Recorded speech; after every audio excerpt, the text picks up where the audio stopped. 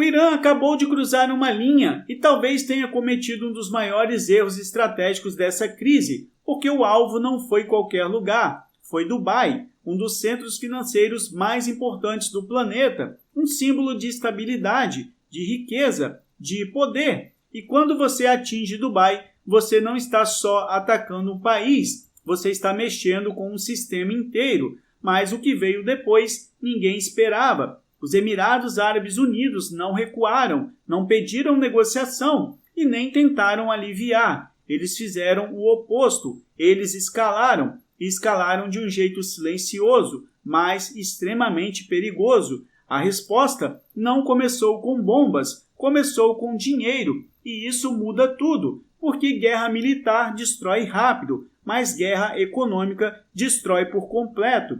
E foi exatamente isso que Abu Dhabi fez. Primeiro movimento, eles saíram da OPEP. Sim, você entendeu certo. Romperam com um dos blocos mais importantes do petróleo mundial. E isso não é só simbólico, isso é um recado direto. Não vamos mais jogar esse jogo com o Irã.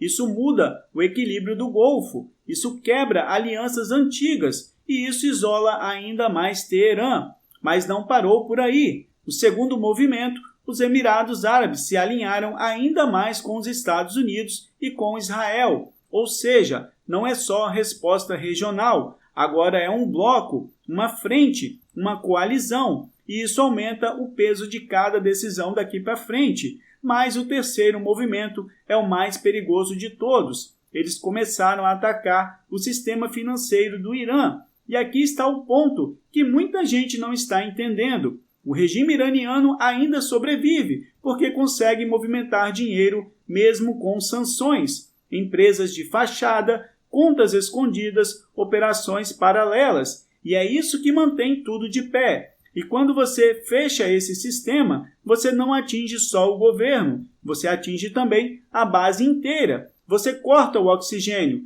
E foi exatamente isso que começou a acontecer. Os Estados Unidos já entraram na jogada. Novas sanções, empresas sendo bloqueadas, operadores financeiros sendo caçados. E agora, com os Emirados colaborando, o cerco ficou muito mais apertado, porque Abu Dhabi conhece esses caminhos, conhece as rotas, conhece as brechas e decidiu fechar todas. Ao mesmo tempo, o petróleo virou um problema interno para o Irã, porque com o bloqueio naval, o país continua produzindo, mas não consegue vender. E aí acontece algo crítico, os estoques começam a encher, os tanques chegam no limite e quando isso acontece, a própria estrutura começa a colapsar. Sem vender petróleo, não entra dinheiro. Sem dinheiro, não tem importação. Sem importação, a economia trava. E quando a economia trava, o regime começa a rachar por dentro. E tem mais. O Irã tentou usar o medo, atacando aeroportos, portos, centros econômicos. A ideia era simples, forçar o país do Golfo a pressionar os Estados Unidos, mas deu errado, deu completamente errado, porque o efeito foi contrário. Em vez de recuo, veio uma resposta mais dura, mais coordenada, mais estratégica. E agora o Irã enfrenta algo muito mais poderoso do que mísseis, isolamento, porque não é só o Washington, não é só Israel, agora são os próprios vizinhos também. Países que antes evitavam confronto direto, agora estão reagindo, e isso muda o jogo. O Estreito de Hormuz virou outro ponto crítico. O Irã tentou transformar a rota em arma, mas acabou criando um problema para si mesmo, porque boa parte do mundo depende dessa passagem, mas o Irã também depende. E quando o fluxo trava, todo mundo sofre, mas quem está no centro do problema sofre ainda mais. E é por isso que esse momento é tão perigoso, porque não é só uma guerra militar, é uma guerra de sobrevivência econômica.